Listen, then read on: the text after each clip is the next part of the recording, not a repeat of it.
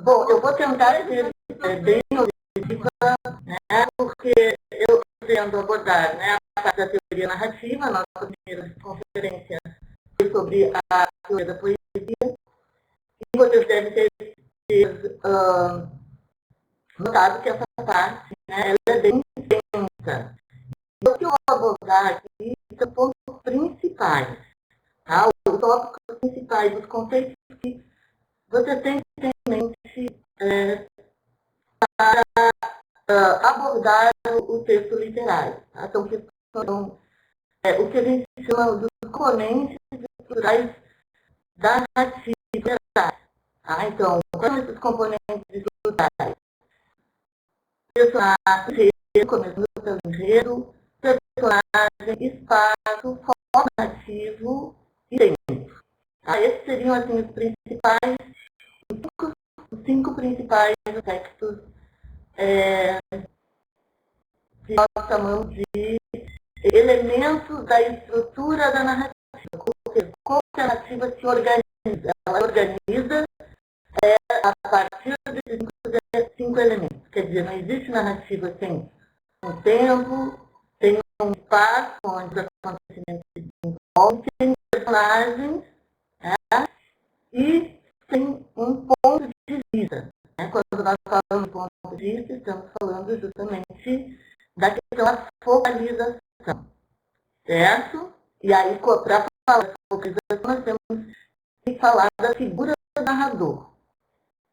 Ok? Então, vamos lá. Eu não sei se vocês já viram, a atividade 4 já foi postada. E, para começar, todos os alunos presentes são alunos de teoria da narrativa, teoria da literatura 2. Então, ok. Eu espero que tenha mais gente participando, mas eu acho que são poucos. Mas vamos lá. Sim, eu estava falando da última atividade postada, da 4. Eu optei por um conjunto de exercícios justamente para que vocês se preparassem para a prova. Tá? Aquele tipo de exercício é um tipo de, ele é um exercício de prova. Não quer dizer que a atividade esteja recobrindo todo o material teórico. Tá? Mas, enfim, o objetivo é justamente que vocês pratiquem, né? Um tipo de exercício que pode ser aquele prova. Vamos lá, então. O primeiro ponto, né? Sim, antes de começar também, eu quero que vocês prestem, né, atenção para que as três últimas atividades, elas tentaram recobrir os diversos elementos da teoria da narrativa. Então, tudo aquilo que está, né, como tópico dentro dessas três atividades é aquilo que vai ser solicitado na prova. Fora a teoria da narrativa, a teoria da poesia, obviamente. Então, eu estou dizendo isso por quê? Porque como o material é muito extenso e ele aborda, né, elementos diversos da narrativa, aspectos diversos da narrativa literária, tudo aquilo que foi objeto, né, de questões nessas atividades são justamente os tópicos dos aspectos que vocês devem prestar atenção. Então, voltem ao texto, leiam ao texto, mas sublinhando, aprofundando a leitura justamente nesses aspectos. Então, aqui eu também vou tentar fazer um resumo, né, dessas atividades. Então, o primeiro ponto fala sobre narração, diálogo, descrição e digressão, tá? Que são modos discursivos que aparecem na narrativa. Tá? Então, quando a gente fala na narração, nós estamos falando no relato de acontecimentos. Ora, uma narrativa não tem só relato de acontecimentos, né? Aparecem outros modos discursivos. Tá? Se a gente falar narração pura, ela é puramente isso, relatos de acontecimentos. Mas nós sabemos que numa narrativa literária, nós vamos ter outros elementos, né? Então, nós vamos ter a descrição, nós vamos ter o diálogo, e nós vamos ter também as digressões do narrador, que são comentários do narrador que interrompem o relato. Tá? Assim como a descrição também pode interromper o relato, como se a narrativa se paralisasse, se congelasse, parasse de andar, para o narrador incluir um comentário, fazer uma descrição. Ok? Então, existe uma distinção entre sumário narrativo e cena, né? Que nós analisamos nas nossas atividades. Então, o sumário narrativo é quando o narrador, ele justamente resume os acontecimentos. Então, ele faz referência ao acontecimento, a todo um desenvolvimento de ações, de acontecimentos que envolvem personagens, tempo, espaço, justamente porque todo relato, né, ele implica esses dois elementos de tempo e espaço fora o personagem.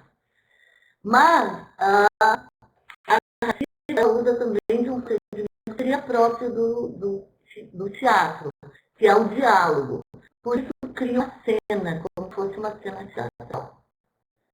Aí estamos fora da narrativa pura, né? Já estamos na cena. As narrativas literárias vão justamente jogar com esses dois procedimentos, né? Narração pura e diálogo. Aí nós teremos uma alternância entre sumário narrativo e cena. Mas não são só esses dois procedimentos. Ainda tem o procedimento da descrição, né, que é uma enumeração de atributos, de características, de seres, né, de personagens, de espaços, objetos e etc. A narrativa tradicional, se a gente pegar os romances lá do século XIX, nós vamos ter muitos desses procedimentos descritivos. Né? Então, nós tínhamos verdadeiros blocos descritivos, porque o narrador, o escritor, ele precisava fazer o leitor ver, desde que nessa época não tinha fotografia, não tinha tema. Então, a descrição era um procedimento extremamente importante, descrição de paisagens, né, de objetos, etc.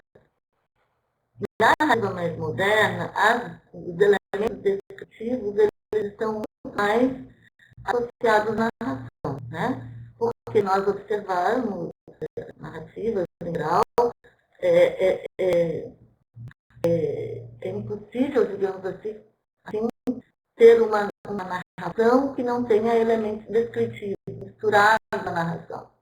Então, nós temos que fazer uma distinção entre esses blocos descritivos que interrompem a narrativa, desses elementos descritivos que estão misturados à narração. Então, por exemplo, o conto do Ítalo Calvino, né, que vocês tiveram que analisar. Lá nós temos esses dois procedimentos em relação à descrição. Nós temos parágrafos que são puramente descritivos, né? E nós temos elementos descritivos misturados com a narração. Esses parágrafos puramente descritivos, eles aparecem muito no início da narrativa. Naquela parte que nós dizemos que é a apresentação da narrativa. E as direções do narrador também elas são muito próximas. São as certas ordens, então pegaram o Balzac. É aquele narrador que nós vamos ver, é um narrador intruso, um narrador que se promete na narrativa para fazer considerações da vida, trazer julgamento sobre os personagens, de vez nós temos digressões filosóficas, nós temos opiniões do narrador, etc, etc. Também essas digressões muito extensas já não tão comuns como no século XIX. Mas nós temos, né? Nós vimos lá A Hora da Estrela, de Clarice Lispector, em que temos um narrador a todo momento para a narrativa, para falar sobre o próprio ato de narrar. Então, o narrador diz, mas essa história, eu não consigo acreditar nessa história, eu não estou conseguindo encaixar a narrativa, porque eu tenho um conflito em relação à narrativa. Então, isso aparece em vários momentos lá da Hora da Estrela, e eu cito alguns trechos no material. Isso porque a narrativa mais contemporânea também, também usa, né, desse procedimento que nós estamos falando aqui de direções do narrador. Okay? Então, abordando a questão do enredo, né? O enredo é extremamente importante, ele é a estrutura de um esqueleto da narrativa. Né? Embora tenhamos assim, enredos mais tradicionais, aquele enredo, né, onde nós vemos estritamente as fases, né, que foram descritas como apresentação, comunicação, desenvolvimento e desenrolar. A narrativa mais tradicional, ela vai apresentar essas cinco fases bem delimitadas.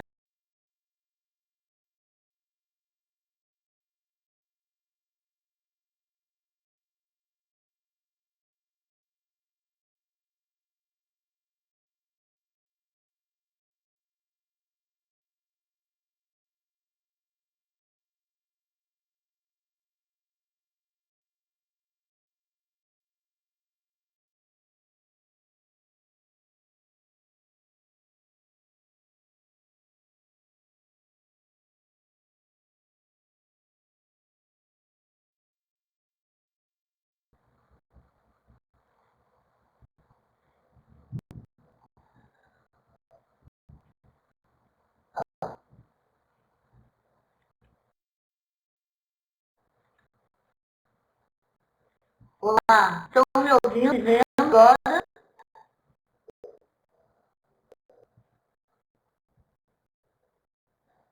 Todos estão me vendo? Temos a conexão, né, por um momento. Então, retomando, estava falando do enredo, né? O trabalho sobre o conto do Ítalo Calvino, eu vi que eu observei que algumas pessoas tiveram um pouco de dificuldade de localizar os detalhes. Mas não eram difíceis, mas há perfeitamente essas fases configuradas lá no conto do Ítalo Calvino. Nós temos uma apresentação do cenário, né, que é uma praia, onde o personagem vai chegar e vai se estabelecer, digamos assim, entre o personagem leitor, que é um recanto tranquilo para ler.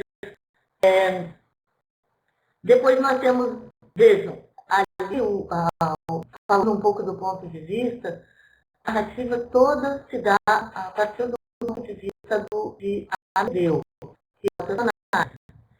Então, quando a veranista entra em cena, na verdade, ele já começa a complicação. Mas por quê? Porque a gente tem um momento de harmonia, digamos assim, de não conflito no início da narrativa, que é quando justamente desapareceu o chat aqui. Não sei o que aconteceu. Mas,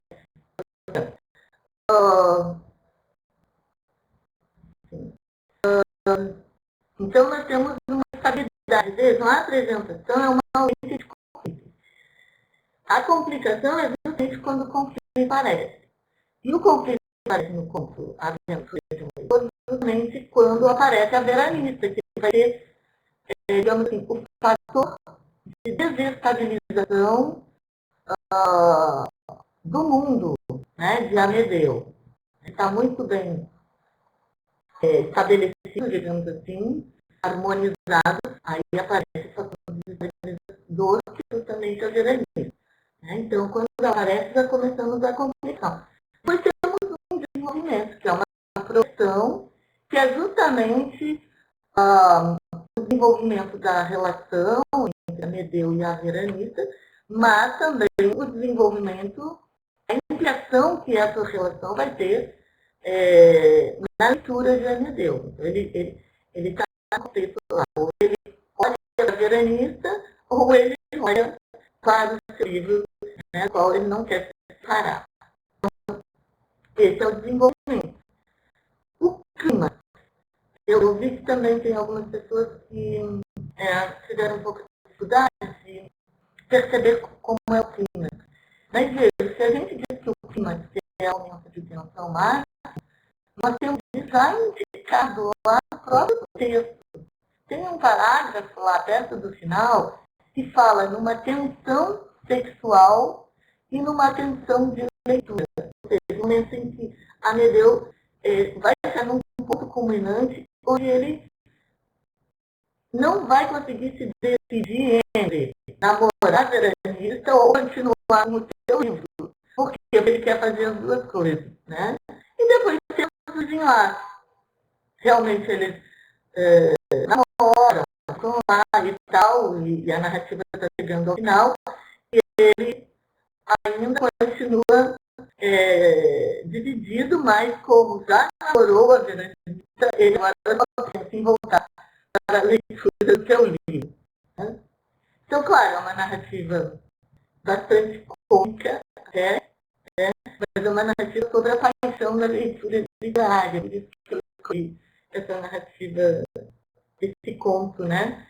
Para ver como é que é um leitor, para que você pudesse perceber a ótica de um leitor apaixonado. Depois nós temos a discussão, né? Segundo o nosso material teórico, nós vamos encontrar a discussão sobre o personagem, ou a personagem. Fala tanto o personagem quanto a personagem. Vejam, a personagem, a primeira questão que nós temos que citar é que a personagem é uma construção. Ela não é uma representação direta das pessoas, da vida das pessoas. A personagem é uma construção visual, né? E ela surge assim como personagem mais ou menos viva diante dos nossos olhos, porque justamente o autor vai manipular, né, determinadas estratégias, determinadas técnicas que sempre são limitadas. Então, nós vamos erguer, nós vamos dar vida para o personagem, mas através de alguns poucos traços, né, que o discurso do narrador nos oferece. É através da manipulação mais ou menos hábil desse conjunto finito de traços que temos aqui que o áudio está complicado. É uma pena eu tentar aumentar o volume aqui.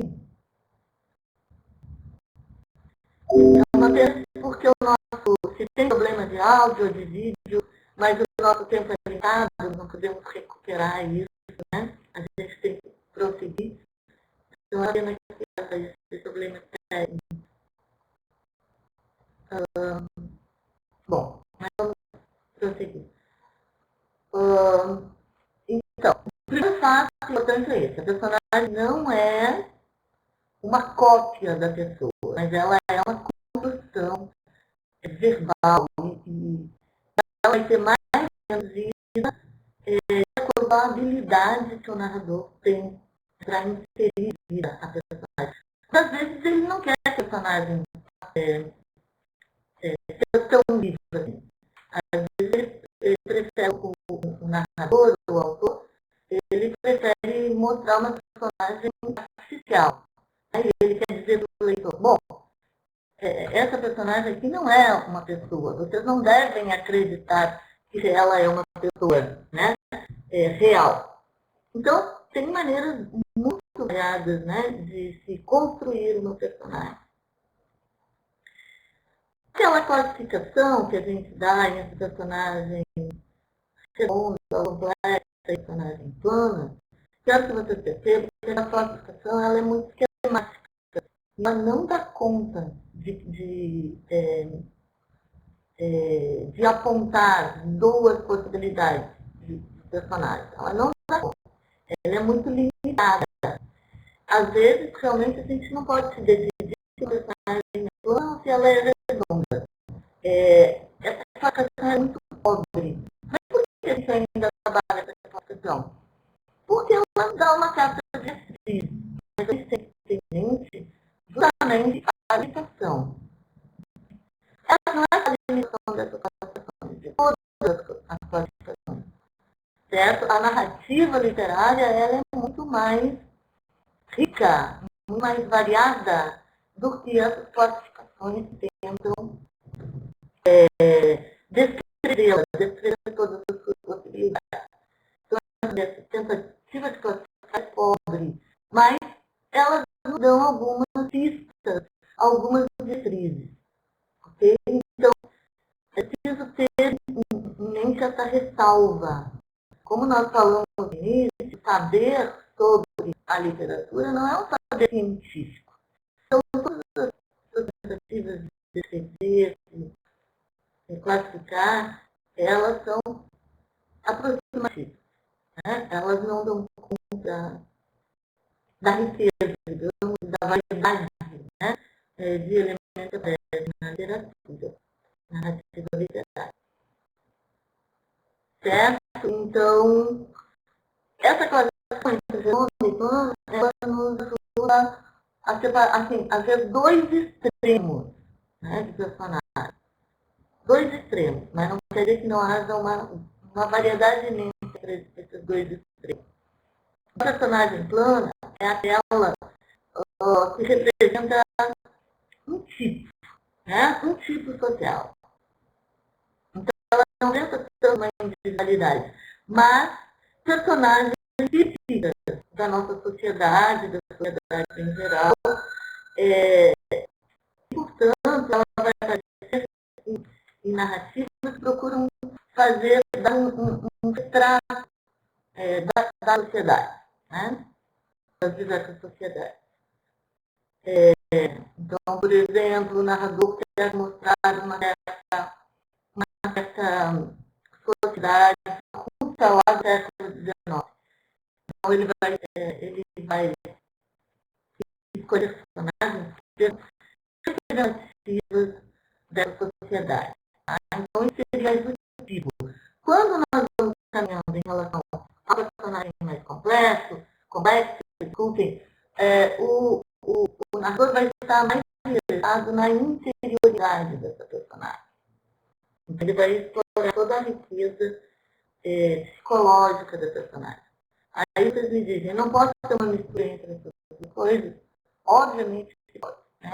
Pode ter narradores que dão conta ao mesmo tempo de um personagem com uma riqueza psicológica, com uma interioridade bem desenvolvida, e ao mesmo tempo de personagens típicos.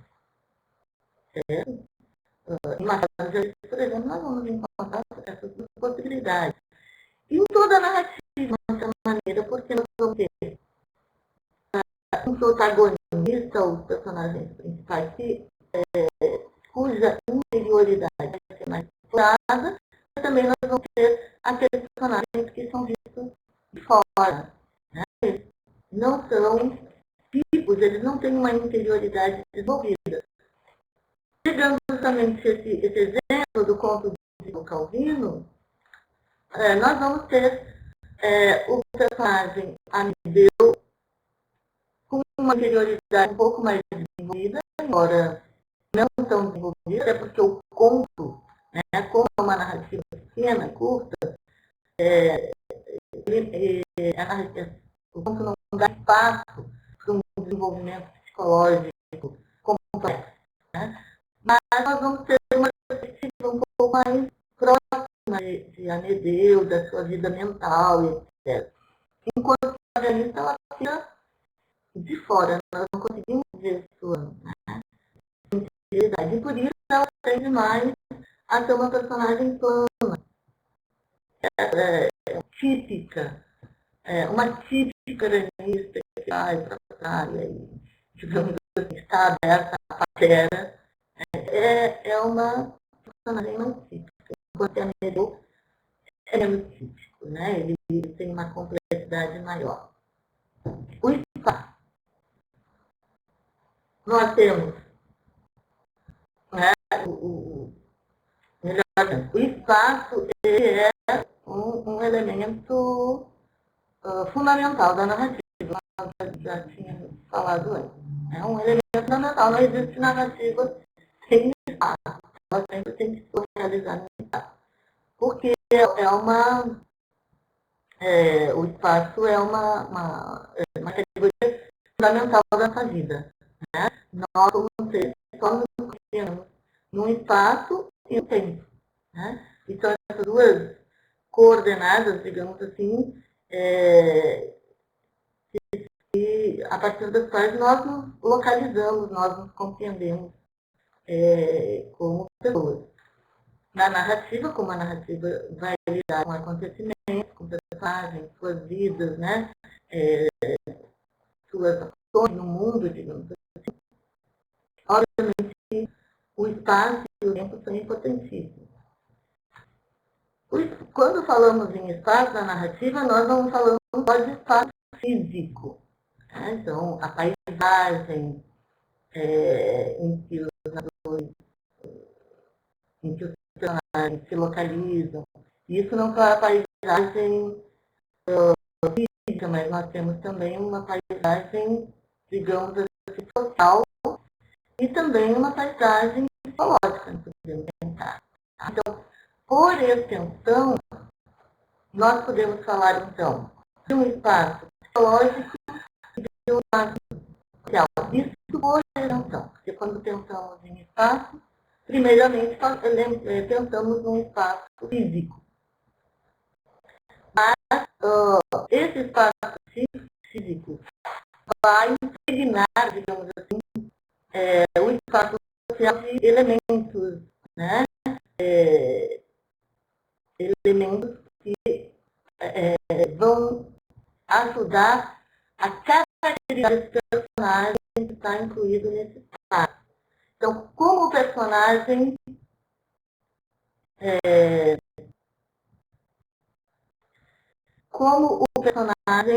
ele eu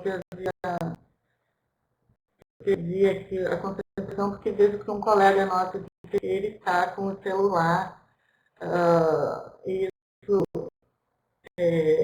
tira a minha concentração, porque estamos falando de vocês, se vocês estão ostensivamente com o celular, isso não é muito bom. Mas vamos continuar. Então, estávamos falando da interação do espaço físico com o espaço social. Né? Então, o espaço social é a atmosfera social, digamos assim, que o personagem está envolvido. Então, os elementos do espaço físico, obviamente, são índices, né, desse espaço social. Então, se o nosso personagem está no sertão, né, como nós vemos em Vidas Secas, obviamente que esses elementos do sertão, eles vão caracterizar o espaço social do personagem. Certo? A mesma coisa acontece com essa atmosfera psicológica. Ela está impregnada também de índices, de elementos do espaço físico. Então, por exemplo, se o espaço, a paisagem é sombria, se ela é melancólica, isso pode também ter um índice da própria melancolia. Então, o espaço é muito rico. Ele pode estar, digamos assim, cheio de índices da própria aventura, digamos assim, do personagem, da sua vida interior, né, do seu estado no mundo. agora nós vamos falar um pouco do narrador. E quando nós falamos do narrador, nós estamos falando também do ponto de vista. É impossível separar, né, narrador de ponto de vista. O ponto de vista, justamente, temos também, chamamos aqui no nosso material, de focalização. Né? Ou seja, como que nós, leitores, estamos, de que ponto nós, leitores, estamos observando essa história. É impossível ter uma história que não tem um ponto de vista. Então, como é que eu enxergo? Como é que a narrativa faz o leitor entrar naquele mundo? Tá? Então, isso depende de como o narrador se posiciona e posiciona seus personagens.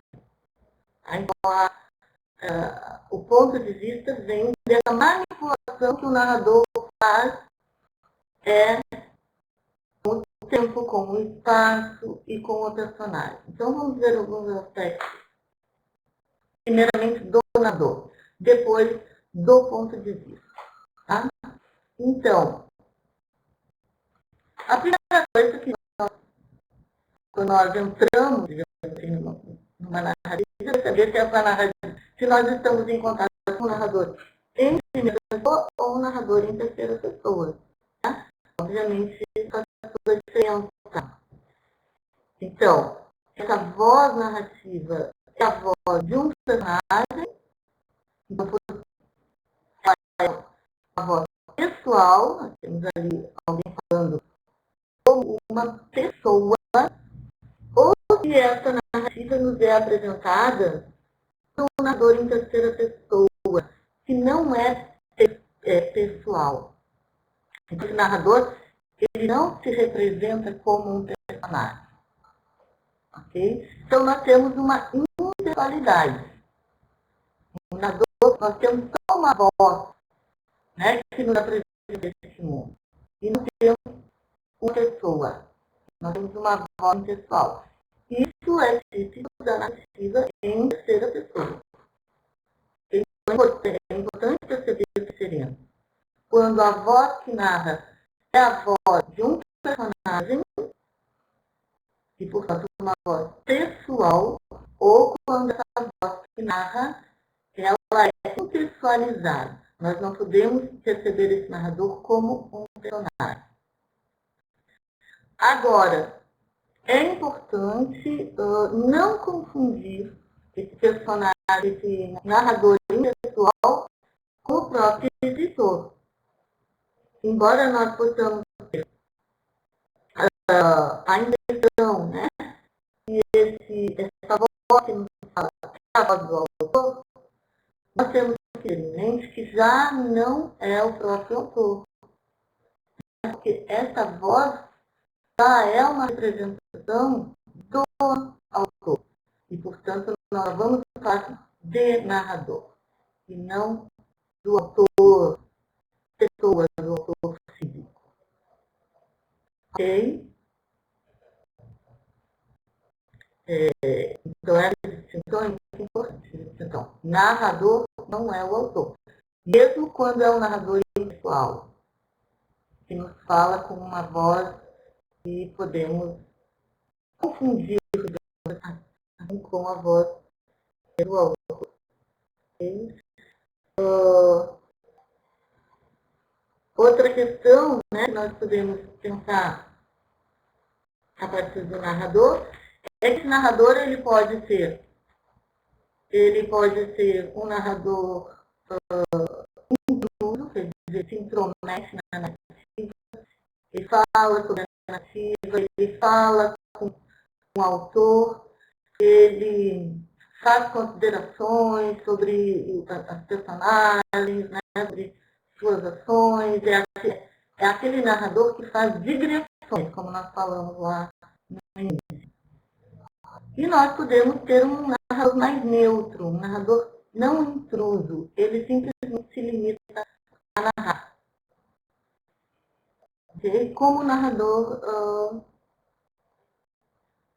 do conto Aventura de um Leitor. Ele não fica se intrometendo, ele não fica falando, digamos assim, em seu nome. Tudo que ele narra ali é para nos mostrar o mundo de Amedeu e o conflito que vai ver. Sempre fala ainda do narratário. Quem é o narratário? É o destinatário da narrativa. Se a narrativa, se todo o texto literário, né, é uma comunicação, ele se compreende como um ato comunicativo, obviamente que tem um receptor, um destinatário. Acontece que na narrativa, esse destinatário ele pode estar representado dentro da própria narrativa. Pode estar, mas dizer que seja. Então, nós podemos ter dentro da própria narrativa uma figura narratária. Então, por exemplo, quando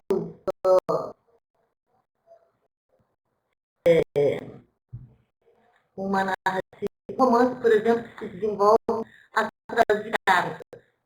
Né? Isso é muito comum no romance do século XIX. A história vai formando através de cartas, né? E um personagem envia para o outro e por aí vai.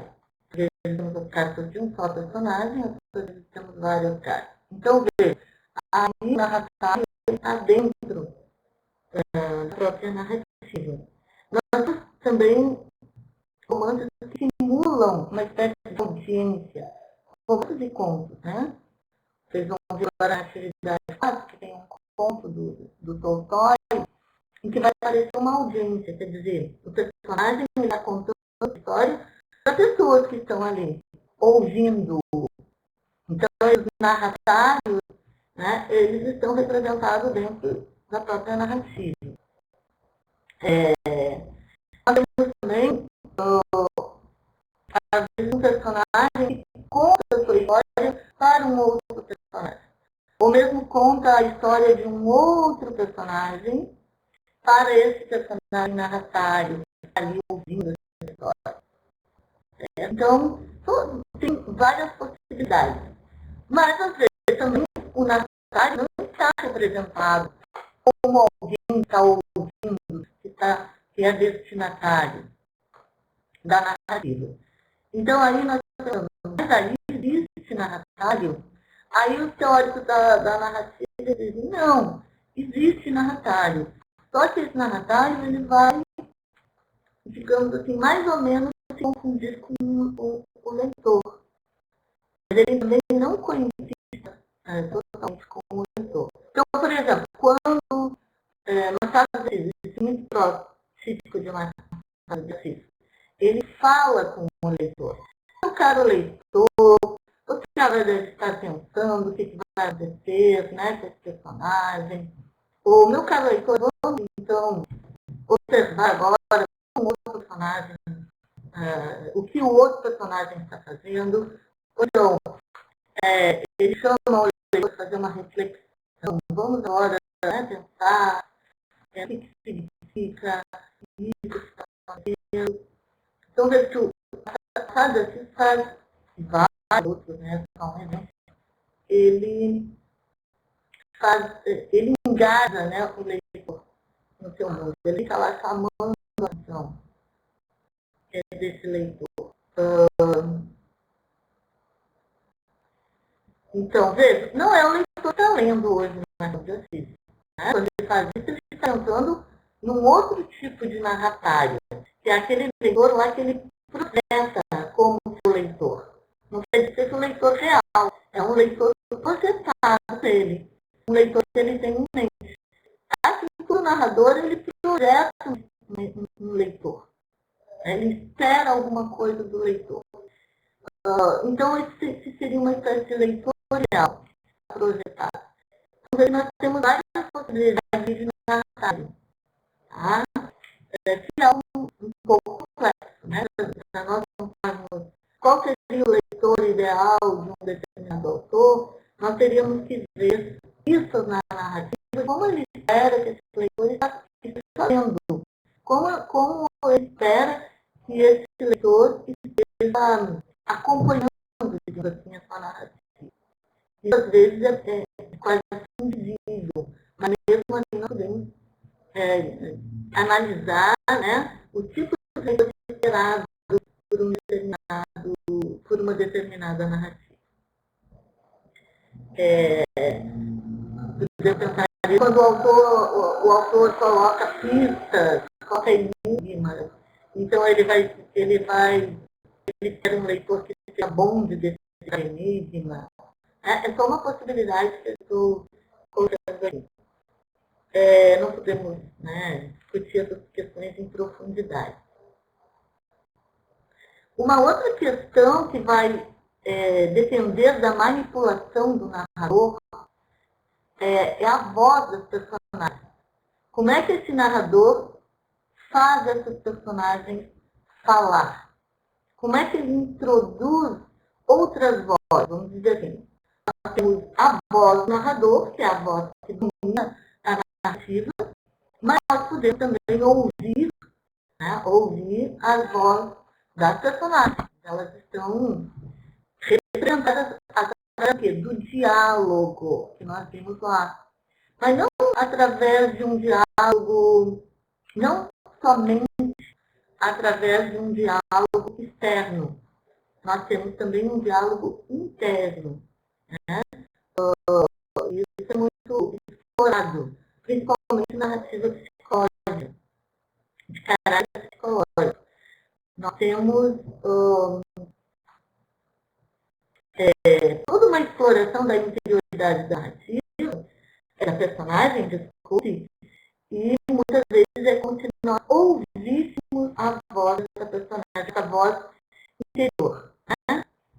Vamos ver se aqui parece que temos perguntas, né? A Maria Aparecida diz... Não, a Zaira, né? A Zaira diz: qual é a maneira de distinguir esse tipo de narradores? Bom, o narrador em primeira pessoa e o narrador em terceira pessoa, se depois o Genete vai falar de um narrador homodiegético e um narrador heterodiegético, tá? O homodiegético é aquele que está dentro da história e o heterodiegético é aquele que não está na história.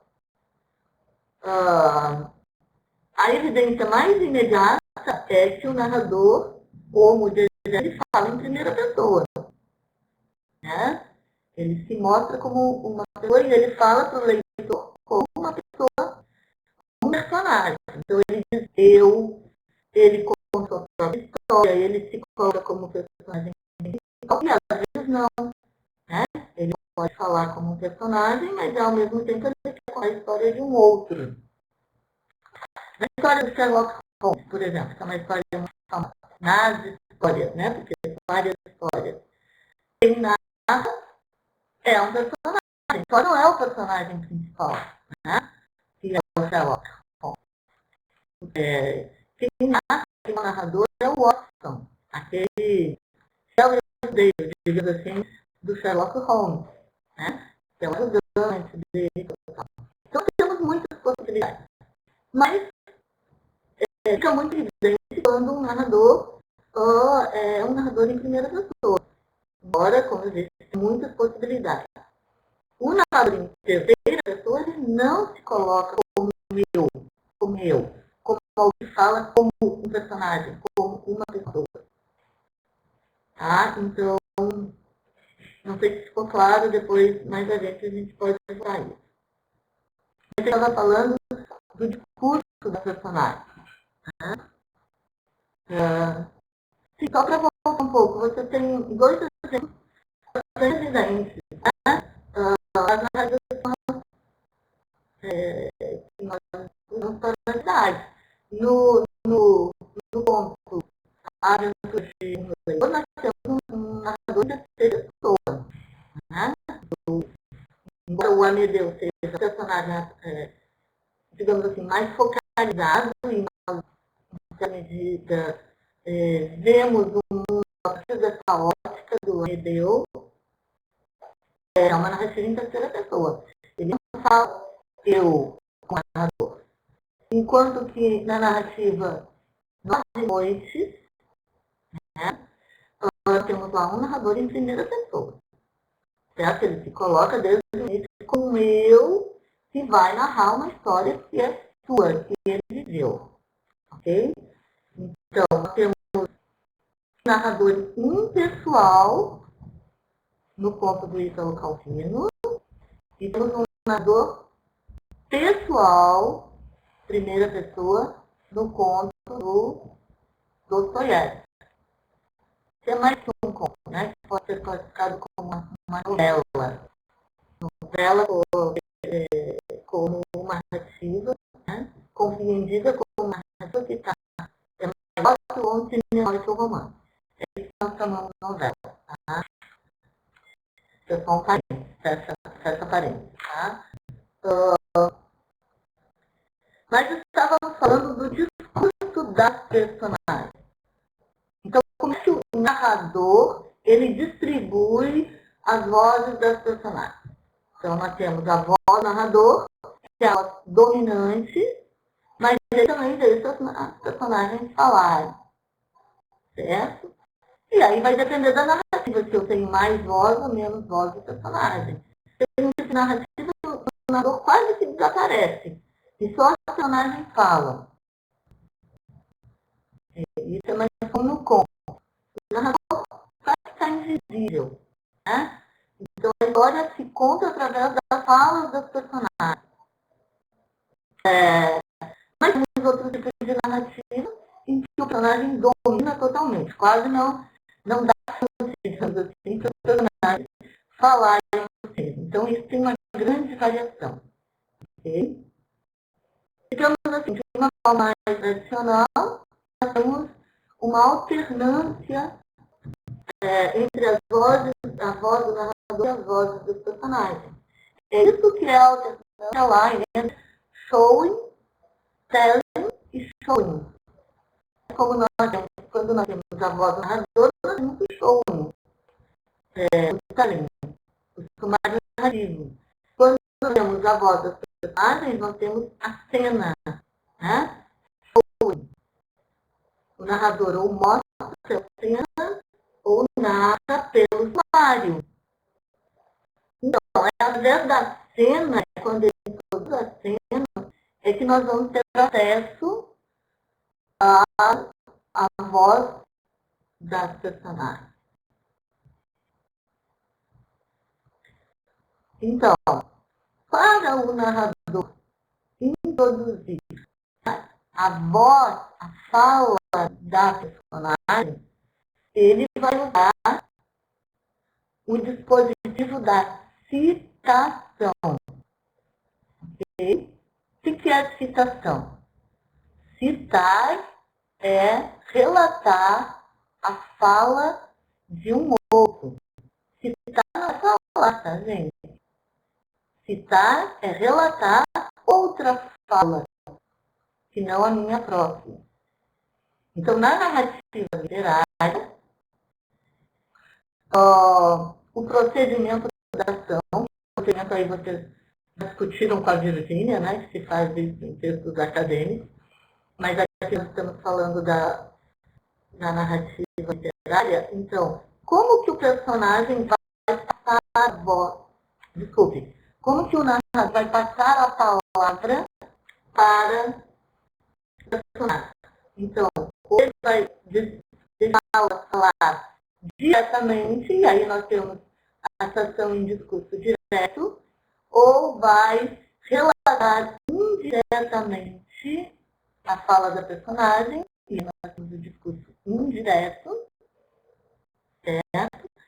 Ou então, e aí muito da narrativa literária, nós vamos ter o discurso indireto dele. Então, com o discurso direto, nenhum problema, nós vamos ter um diálogo. Né?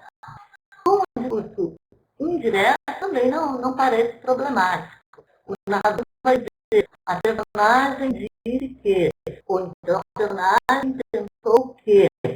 Porque na narrativa, nós também podemos relatar esse discurso interior. Né? É uma coisa que só a literatura pode fazer. Né? Nos mostrar a vida interior, a fala interna Então, voltando, essas falas não são só falas de hoje, né? São também pensamentos. Mas no diálogo, obviamente, nós vamos ter uma fala exterior, um personagem falando com outro personagem ou vários outros personagens. Até aí nem problema, nós temos o narrador vai citar em um discurso direto. O discurso indireto é bom pensar que também, né, como eu disse, não é um relato só de falas, né, internas, mas de falas internas. Mas aí, é nessa passagem entre a fala externa e a fala interior, internalizada, é que nós vamos ter a possibilidade do discurso indireto livre. Como é que acontece o discurso indireto livre? É quando nós, leitores, já não conseguimos discernir o que é voz do narrador e voz do personagem. E isso pode acontecer quando nós temos o relato das vozes internas. Ou seja, quando a narrativa nos relata os pensamentos da personagem, né? ou a representação desse discurso interior, que todos nós temos, né? Nós falamos, como diz popularmente, nós falamos cá com os nossos botões. Não é isso? A personagem fala com os botões dela. Essa fala internalizada, a literatura desenvolveu técnicas muito sofisticadas de relatar essa fala interioridade.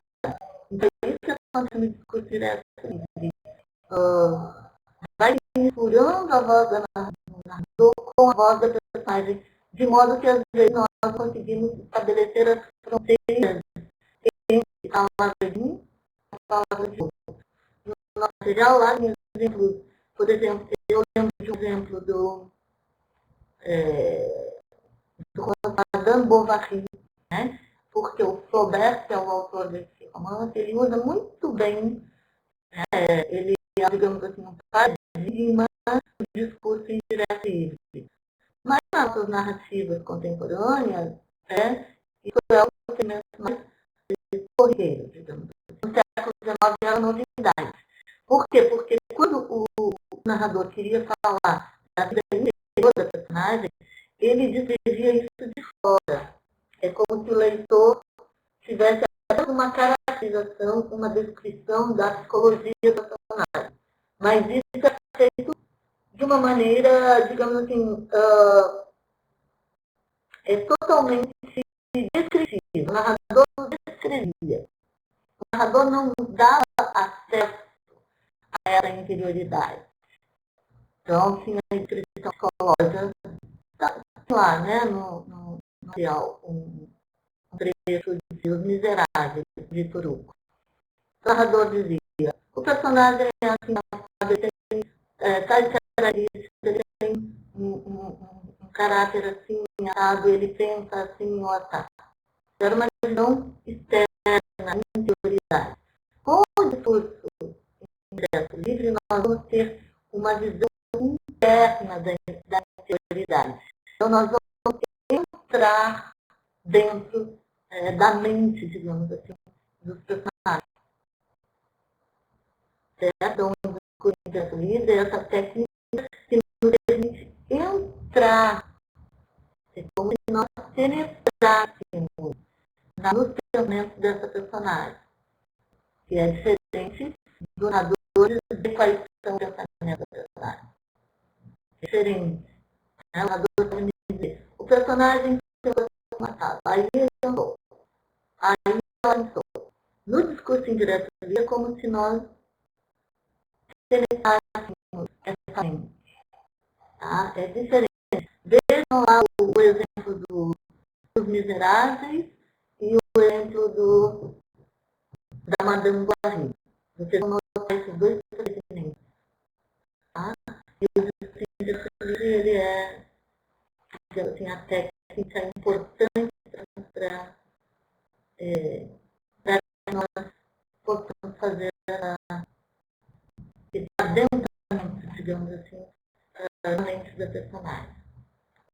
Não quer dizer nem cobrir a psicologia da personagem. Às vezes nós entramos na mente da personagem, mas nós nem conseguimos, digamos assim, fazer um relato psicológico dela. Nós entramos no seu tratamento, no modo que ela está vendo o mundo, o que ela está pensando. Isso não quer dizer retrato psicológico. Okay?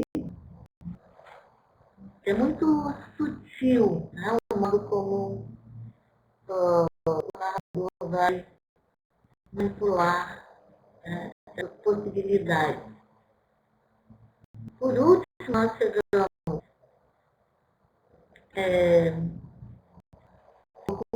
penúltimo. Eu não sei se meu tempo já está. É o Xavier que vai entrar. Xavier, você fala no final aí. Eu acabou seu tempo. Tudo bom? Eu sei que terminaria, né? O meu tempo terminaria às 11h10, mas eu entrei um pouquinho depois, né? Porque às 11h10 eu tenho que estar falando. Se você me permite, eu vou tentar explicar aqui, tá? Vai ser mais rápido esse nosso pensamento aqui. A gente vai dizer, aquela classificação das focalizações, né, narrativas, como eu disse, é uma classificação. Como toda classificação, não dá conta, né, da diversidade de modos de focalização. Mas nós temos assim, vejam que esses pares, eles são pares antitéticos, eles se excluem. Então, por exemplo, quando eu digo assim, a narrativa ela é ou heterogética ou ela é homogénética. Não pode haver duas coisas ao mesmo tempo. Eu posso ter duas possibilidades, digamos assim, em partes diferentes em comando. Tá? Mas ela não pode ser ao mesmo tempo heterodiegética ou homodiegética. Ou seja, ou eu tenho um narrador em terceira pessoa, ou eu tenho um narrador em primeira pessoa. Tá? As duas coisas excluem. Depois, ou ela é interna, ou ela é externa. Isso tem a ver com aquelas visões do Pouillon. Tá? Ou eu vejo o personagem, eu focalizo o personagem de fora, ou eu focalizo o personagem de dentro. É claro que fora e dentro vão estar sempre, né, como possibilidades de alternância dentro da narrativa. Mas vamos dizer assim, a narrativa mais psicológica, ela vai uma focalização mais interna. Né? Mas isso quer dizer que num trecho eu posso ter uma narrativa mais de fora e no outro trecho uma narrativa mais externa. Depois, ou a narrativa é onisciente ou ela é receptiva. Onisciente é o narrador em terceira pessoa que tem acesso a tudo. Ele é como um Deus, né? Ele é onipresente, onisciente e onipresente, né? De onipotência. Ele tudo pode estar em todos os lugares e ele sabe de tudo. Né? Depois vocês podem, eu acho que não vai dar tempo para perguntas. Sim, tem uma pergunta que boa, né? Em Noites Brancas há um momento em que a personagem narra sua história. Isso pode acontecer. Eu tenho um narrador em primeira pessoa, que é ele não está montado na narrativa, né? Mas é só uma personagem romântica, né? Mas como a narrativa predominantemente dialogada, o narrador muita voz ao personagem, internamente, atenta. Então, num certo momento, ela aparece como narradora. Ela não é narradora de um modo global. Né? Nós temos Noites Brancas, um narrador, que é, né, esse personagem não nomeado. Mas, como ele dá voz para ela, então, um diálogo, então, nesse diálogo, ela assume naquele momento uma posição de narradora, porque ela vai contar a história. Há um jogo entre níveis narrativos. Okay? A narrativa pode ser central. É aquela questão lá do narrador de tudo, que desenha o aquele narrador, que simplesmente limita a narrar. Tá? E a maneira que eu necessita ou variável em música, ou mas isso vai acontecer mais na segunda, isso não foi direto das notas da narrativa. Tá? Com isso, a questão do tempo, né? O tempo, dimensões dadas do tempo. Tem o tempo de história, né? Então, em que tempo que os personagens vivem, né? Até a duração temporal, qual é a época em que a história se localiza, mas eu vi um tempo que é o tempo da enunciação, que é o tempo do discurso. Então, por exemplo, na narrativa de Vira Pessoa, o narrador vai manipular esses dois tempos. Porque o tempo da razão é ao mesmo tempo do acontecimento. Então, como é que o narrador manipula? Isso é muito importante na narrativa literária. Então, por exemplo, em Noites Brancas, eu tenho o narrador, nós temos ali claramente, né, o tempo da história e o tempo da enunciação, o tempo do discurso, o enunciado e a enunciação. Então, o narrador ele é dois. Ele é aquele que narra de um tempo posterior, ele vai dizer lá no finzinho, 15 anos depois, e aquele que vive os acontecimentos. Então, esse jogo entre narrar e dizer é extremamente importante para a narrativa literária. Por isso, existe esse jogo temporal, essas duas dimensões. Certo? E o desdobramento do narrador, entre o outro narra e o outro. Bom, só de ser paciente, mas sim, a última pergunta. O personagem é diferente, mas não. Nós temos fábulas, né, parábolas, muitas vezes os personagens são animais, são objetos. Às vezes, eles estão dando um pouco de eles sempre estão como uma imagem, né, de pessoas, digamos assim. É impossível exigir. É impossível um animal ser um animal numa narrativa. Porque a narrativa está tratando de assuntos humanos, né? De questões humanas. Tá, gente? Foi um prazer. Eu espero que vocês vão até o fórum. Tá? Para essa discussão ela poder se prolongar, você tem que ir lá fazer perguntas. Né? Tem que ter essa iniciativa, tem que ser proativo. Então, a partir dessa nossa aula, coloque as questões lá no fórum. Tá bom? Tentamos quase, mas ainda dá para discutir. Tá bom?